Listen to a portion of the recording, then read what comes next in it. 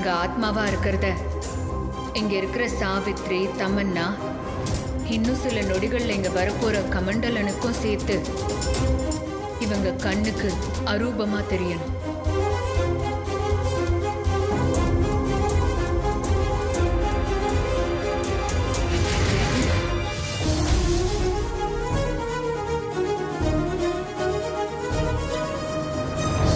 இப்ப மனு பழைய மனோவாவே இல்லத்த.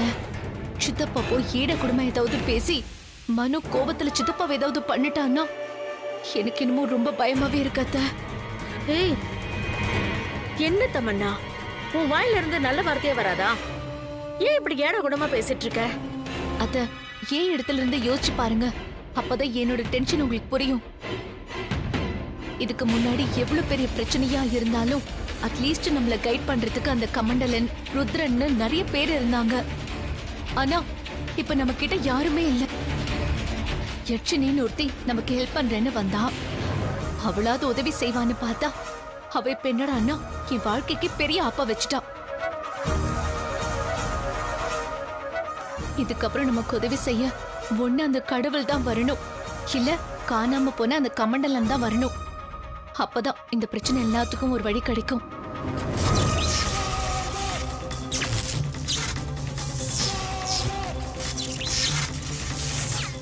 அது என்னது இது? யாரு யாரு யார் இது?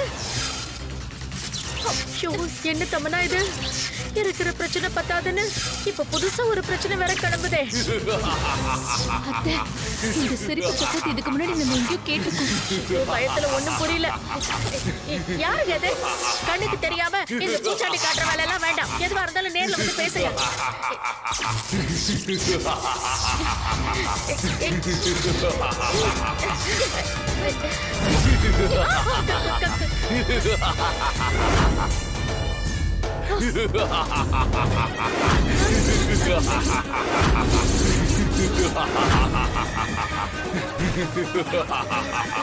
கமண்டலன், நீங்களா? உங்களுக்கு என்ன ஆச்சு? இத்தனை நாளா நீங்க எங்க போயிருந்தீங்க? உங்களை நாங்க எங்கெல்லாம் தேடினோம் தெரியுமா? கொஞ்ச நேரத்துக்கு முன்னாடி கூட உங்களை பத்தி பேசிட்டு இருந்தோம். கண்ணை மூடி திறக்கிறதுக்குள்ள நீங்களே வந்திருக்கீங்க.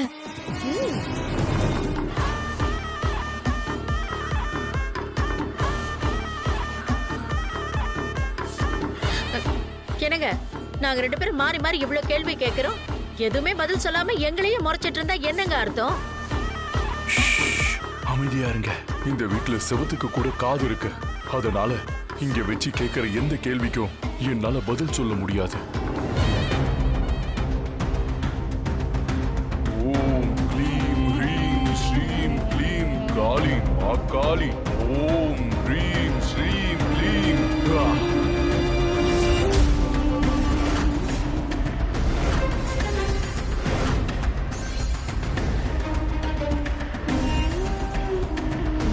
உங்க கையை நீட்டுங்க.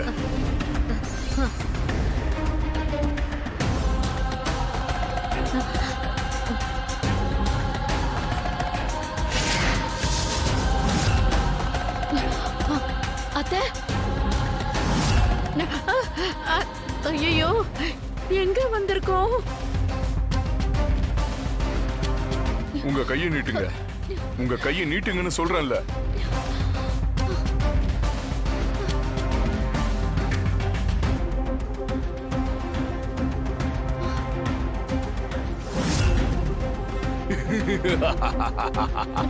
நாம மட்டும் தனியா இருக்குமே. தமன்னா, அத்தை, நான் தான். தமன்னா, என்ன தமன்னா திடீர்னு இந்த இடத்துக்கு வந்திருக்கோம்?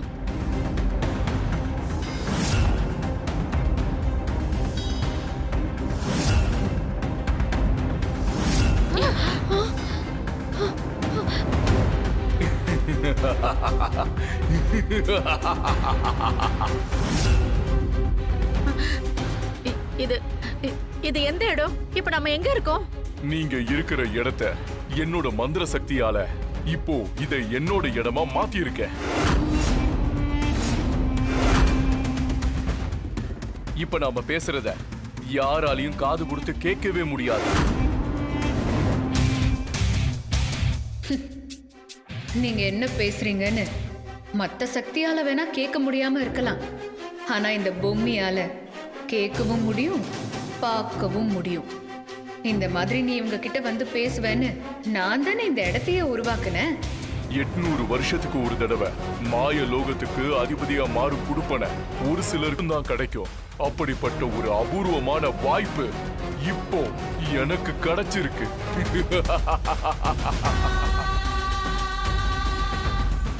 அதுக்காக தான் நான் இத்தனை நாளா கடுமையான தவத்துல இருந்தேன். தவம் முடிஞ்சு அந்த தவத்தோட பலனா இப்போ கிடைக்க போற நேரம் நெருங்கிடுச்சு.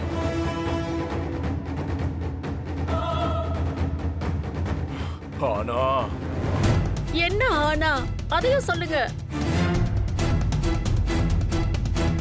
நீ மாயலோக அதிபதியா மாறணும்னா அதுக்கு முன்னால ஒரு உயிர் பலி நடக்கணும். யார நான் காணிக்கையா பலி கொடுக்கணும்னு நீங்க சொல்லுங்க குருவே. நீயாவே யாரையும் காணிக்க பலி கொடுக்க கூடாது. ஆனா மகாபாரதத்துல வர்ற சகுனி மாதிரி எல்லாமே உன்னாலதான் முடியணும். உன்னோட சூழ்ச்சியால ஒரு அகோர அதிபதியால தாத்ரூப வித்தையில எல்லாத்தையும் முடிச்சிட்டு தீட்சை பெற காத்திருக்கிற ஒரு பொண்ணோட ரத்தம் சிந்துனா மட்டும்தான் உன்னால மாயலோக அதிபதியா மாற முடியும். இது எப்படி சாத்தியம் குருவே? அப்படிப்பட்ட பொண்ணை நான் எங்க போய் கண்டுபிடிக்கிறது?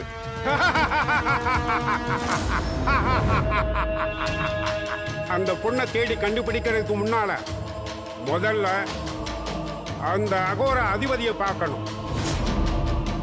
அவரோட உதவிய உனக்கு சாதகமாக்கிக்கணும். நீ சந்திக்கக்கூடிய அகோர அதிபதி சாதாரணமானவனா இருக்கக்கூடாது. சித்திர மாசத்துல மிருக சிரீசத்துல 800 வருடம் 14 நாட்கள் வாழ்ந்த தன்னோட குருவையே பலியா கொடுத்த அகோர அதிபதியா மாறின ஒருத்தனை தான் நீ சந்திக்கணும். அப்படி ஒருத்த இந்த உலகத்துல இருக்கானா? அப்படின்னா அவன் எங்க இருக்கான் குருவே? அவன் உனக்கு நல்லா தெரிஞ்சவன். நீ அவனுக்கு நல்ல பரிச்சயமானவன் தான். நீங்க யார சொல்றீங்கன்னு எனக்கு புரியல. தயவு செஞ்சு கொஞ்சம் புரியுற மாதிரி சொல்லுங்க குருவே. முதல்ல அவன் பேரு என்னன்னு சொல்லுங்க. அகோர அதிபதி மனோ.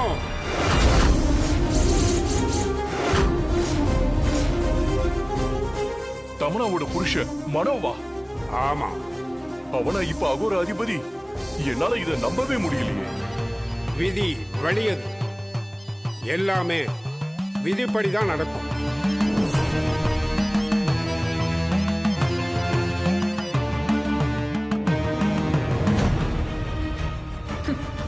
பரவாயில்லையே, வாதமுனி ரூபத்துல போய் நான் அந்த கமண்டலன் கிட்ட பேசினதெல்லாம் அப்படியே நம்பிட்டானே. அத அச்சு பிசுறாம இங்க வந்து ஒப்பிச்சிட்டான். டேய் மனு, என்கிட்டயா சவால் விட்ட? நான் இந்த கமண்டலனை வச்சு உன்னை என்ன பண்ண போறேன்னு மட்டும் பாரு.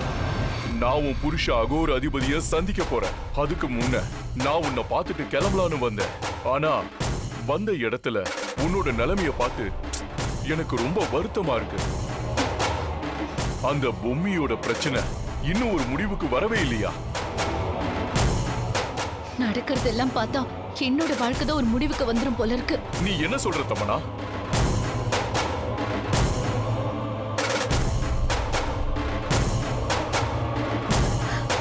கமண்டலன், நான் என் பையனை அந்த காட்டுக்குள்ள எந்த கோலத்துல பார்த்தேன் தெரியுமா? என் பையன் காசில் இருக்கிறவங்க மாதிரி இருக்கான். அந்த கோலத்துல அவனை பார்த்துட்டு எங்களுக்கெல்லாம் ரொம்ப பயமாயிடுச்சுங்க. மனோவை வீட்டுக்கு வர சொல்லி நாங்க எவ்வளவோ கூப்பிட்டோம். ஆனா வரமாட்டேன்னு சொல்லி எங்க எல்லாரும் திட்டி அனுப்பிட்டோம். அது மட்டுமா, அவனுக்குள்ள ஒரு எட்சினி வேற இருக்கா. அவ நான் தான் அந்த அகோர அதிபதியோட மனைவி, அகோர ராணின்னு சொல்லி என் வாழ்க்கையிலே மண்ணை போட்டுட்டா. அச்சச்சோ,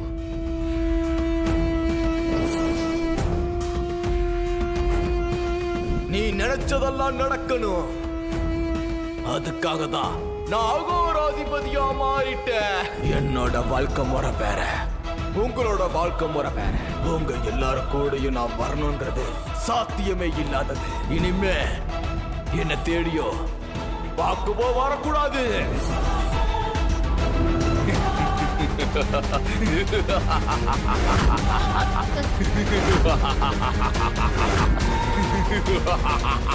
இத பத்தி சொல்லிட்டு இருக்க, நீங்க என்னடா இப்படி சிரிச்சிட்டு இருக்கீங்க? நாங்க சொன்னது உங்களுக்கு காமெடியா இருக்கா? என் வாழ்க்கை இப்படி சிரிப்பா சிரிக்கும்னு நான் நினைக்கவே இல்லை. ஐயோ தமனா, நான் தேடி வந்த வேலை இவ்வளவு சுலபமா முடியும் நான் கனவுல கூட நினைக்கவே இல்லை. அத நினைச்சு நான் இப்ப சந்தோஷப்படுறேன். ஐயோ, எதா இருந்தாலும் கொஞ்சம் புரியுற மாதிரி சொல்லுங்க.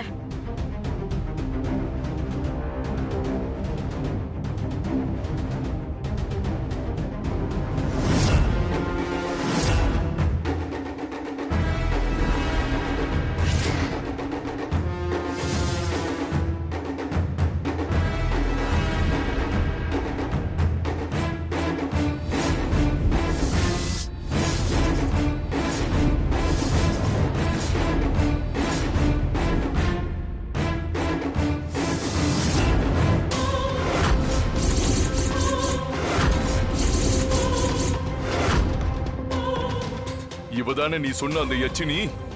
ஐயோ, அந்த நாசமா போனவதான். ஆமா, அந்த விளங்காதவதான். கவலைப்படாத தமனா, சித்திர மாசம் மிருக சிரிஷம் 800 வருஷம் 14 நாட்கள் வாழ்ந்த குரு கிட்ட தீட்சை பெற்ற அந்த குருவின் உயிரையே முதல் காணிக்கையா கொடுத்த அகோர அதிபதியா மாறினவன் தான் உன்னோட புருஷன் மனு.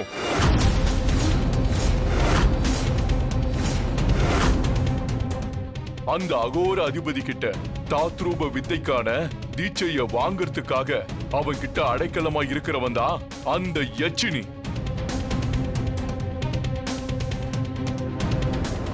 அகோர அதிபதியானவன் புருஷன் மனோ மூலமாதான் அந்த யட்சினிய அவனோட கையாலேயே பலி கொடுக்க வச்சா மட்டும்தான் என்னால மாய லோகத்தோட அதிபதியாக முடியும். அப்போ அந்த யட்சினிய கொண்டுட்டா எங்க மனம் எங்களுக்கு திரும்ப கிடைச்சிருவான்ல?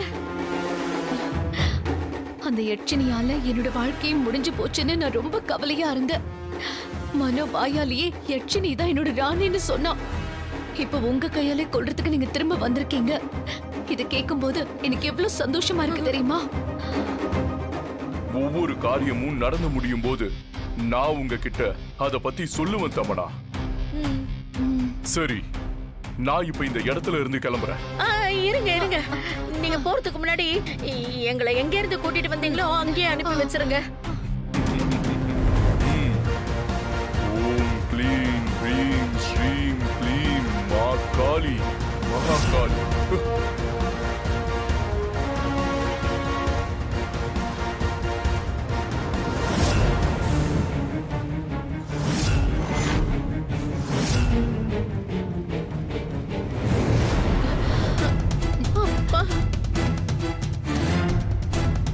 அத்தை, அந்த யட்சினி அழிய போறா. என் மனு எனக்கு திரும்ப கிடைக்க போறான்னு எனக்கு நம்பிக்கை இருக்கு. தமன்னா, கொஞ்சம் புத்திசாலித்தனமா யோசிச்சு பாரு. இந்த விஷயத்துல இப்ப எதுக்கு சம்பந்தமே இல்லாம கமண்டலன் எதுக்காக திடீர்னு வந்து இத பத்தி சொல்லணும்? எனக்கு என்னமோ ஏதோ ஒரு காரியத்துக்காக தான் இந்த கமண்டலன் நம்ம 2 பேரையும் பயன்படுத்திக்க முயற்சி பண்றானோன்னு தோணுது. ஐயோ அத்தை, வாழ்க்கையில நம்ம யாரையாவது நம்பிதான் ஆகணும். எல்லாரையும் எல்லாத்துக்கும் சந்தேகப்பட்டா அப்புறம் நம்மளால வாழ்க்கையில நிம்மதியாவே இருக்க முடியாது. நீங்க சொல்ற மாதிரி ஒருவேளை அந்த கமண்டலன் நம்மள யூஸ் பண்ணிக்கிட்டாலும் ஏதோ ஒரு விதத்துல என்னோட வாழ்க்கைக்கு அவன் நல்லதுதான் செய்யறான். எந்த விதத்துல நீங்க அந்த கமண்டலனை நம்புறீங்களோ இல்லையோ, நான் முழுசா நம்புறேன். இல்ல தமன்னா, நான் அதுக்காக சொல்ல வரல. அத்தை ப்ளீஸ், மனு அந்த நிலைமையில பாத்துட்டு வந்ததுல இருந்து என்னால நிம்மதியாவே இருக்க முடியல அத்தை. அந்த கமண்டலன் என்னதான் சொன்னாலும் எல்லா பிரச்சனையும் முடிஞ்சதும் எனக்கு பழையபடி மனு திரும்ப கிடைப்பான்னு நம்பிக்கை இருக்கு. என்னமோமா, என்ன நடக்குதுன்னு சில நேரத்துல எதுவும் புரிய மாட்டேங்குது. அதனால யார நம்புறது யார நம்ப கூடாதுன்னு எனக்கு புரியல. சரியா சொன்ன சாவித்ரி. நடக்க போற இந்த யுத்தத்துல யட்சினி அழியதான் போறா. அதுவும் உன் மகன் மனு மூலமா. அதை நல்லபடியா நடத்தி கொடுக்க போறது இந்த கமண்டலன் தான். நம்ம தந்திரத்தை அந்த தமன்னா முழுசா நம்பிட்டா. ஆனா இந்த சாவித்ரிக்கு அந்த கமண்டல மேல இன்னும் கொஞ்சம் சந்தேகம் இருக்கு. அந்த சந்தேகத்தையும் கூடிய சீக்கிரம் முழுசா நம்ப வச்சிடலாம்.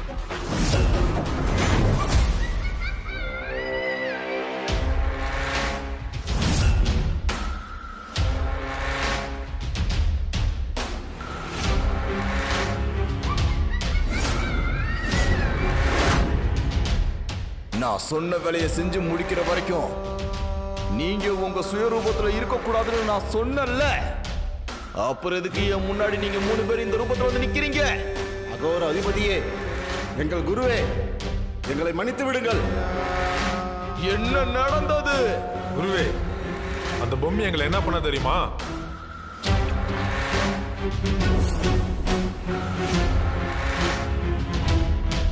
என்னால ஒரு அடி கூட எடுத்து வைக்க முடியல, காலெல்லாம் வலிக்குது. தயவு செஞ்சு நீங்க இங்க வாங்க சாமி.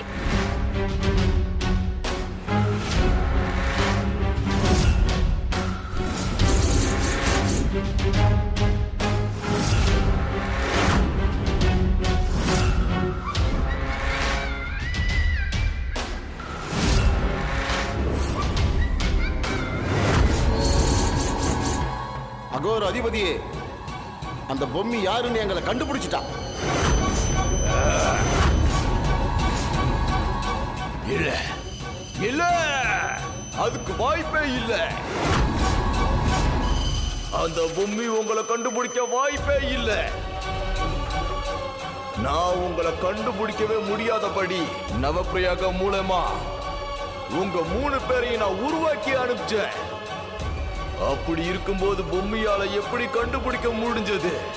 நீங்க நவப்பிறை மூலத்துல தான் எங்களை உருவாக்குனீங்க.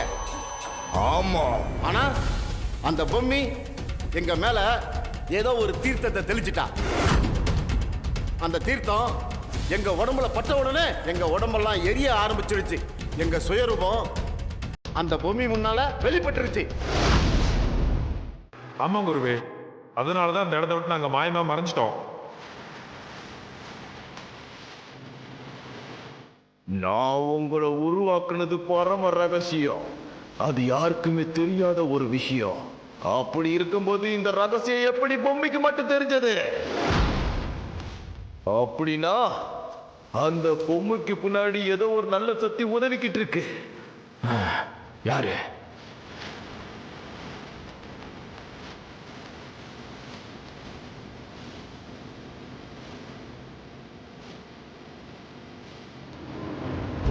பொம்மைக்கு உதவி செய்யற அந்த நல்ல சக்தி யாரு? அந்த பரம ரகசியத்தை சொன்ன நல்ல சக்தி யாரு? அத காட்டு.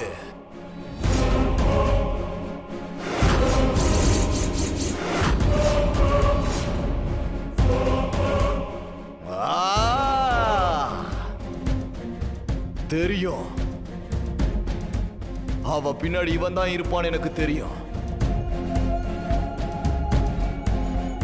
இவன் இப்படி இடையூறா இருந்ததுனாலதான் நானும் எச்சினியும் ஒண்ணு சேர முடியாம போயிடுச்சு. அதனாலதான் நான் ஒரு ராஜகுருவா மாற முடியாம தவிச்சுக்கிட்டு இருக்கேன்.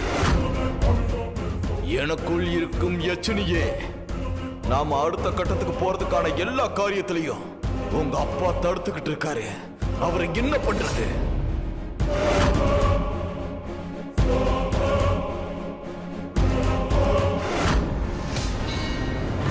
நான் அகோர ராணியா இருக்கதான் ஆசைப்படுறேன். அதனால அதுக்கு இடைஞ்சலா யார் வந்தாலும் உங்க விருப்பப்படி என்ன வேணா செய்யுங்க. அது எங்க அப்பாவா இருந்தாலும் சரி. சரி, நான் அதுக்கான வேலையை உடனே ஆரம்பிக்கிறேன். நீங்க 3 பேரும் போங்க.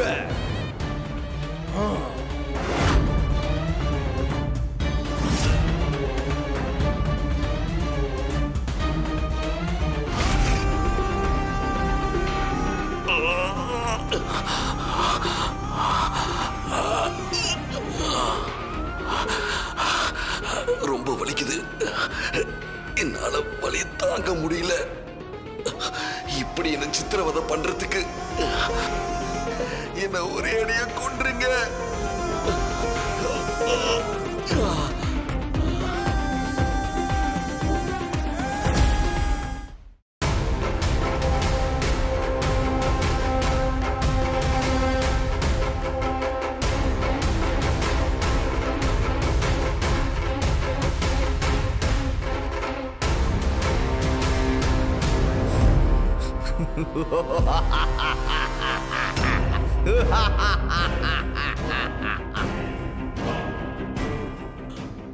அடியே பொம்மி, காத்தோட காத்தா கலந்து இருக்கியாடி. நீ இங்கதான் இருக்கன்னு எனக்கு நல்லா தெரியும். தெரிஞ்சுக்க, அரூபமா நீ என்ன பார்த்துட்டு இருக்கன்னு எனக்கு நல்லா தெரியும்டி. நீ என் கண்ணுக்கே தெரியாத அரூபமா இருந்தாலும் சரி, காத்தோட காத்தா கலந்து இருக்கிற வாசனையா இருந்தாலும் சரி, அத நான் கண்டுபிடிச்சிடுவேன். மம்மி வா, என் முன்னாடி வா, வாடி.